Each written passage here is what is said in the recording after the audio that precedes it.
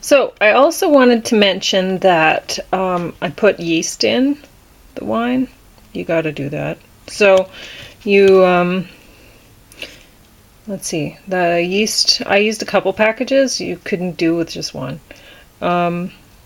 You activate it and you mix it in, and then, I mean, you can always just take your, if you are tired of mixing the wine around, or the must, with a spoon, you can take your bucket and just shake it once the lid's on and the bung plugs in, and you put some water in there, and the little cap that's in there, it'll just, the air that comes out, it'll push the cap up, and then nothing will get in past the water. So anyway, so yeah, you mix that about, and like you could take both hands and swish this bucket around just to mix it up really well.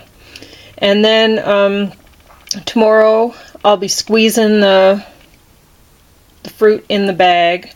I have a fermentation bag somewhere, but for the past, I don't know, maybe for 10 years, I was using it as a bag to wash my delicates in.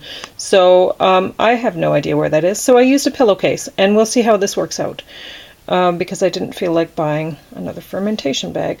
Anyway, so that's my wine. And put it up on a table. So I have just a little coffee table sort of thing here, because eventually your fruit's going to be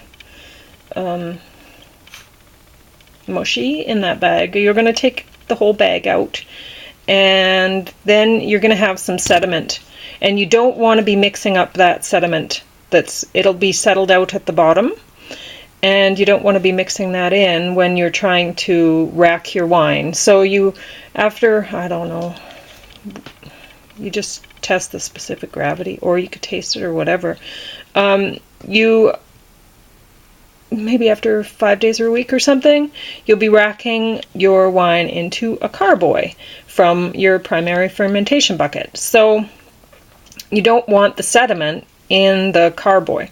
So in order to make sure that that doesn't happen, you want it to be settled out at the bottom. So if you put your bucket up on a table to begin with, and you know you're going to be siphoning from the bucket to the carboy will be on the floor, and since the bucket's already on the table, it's settled out there.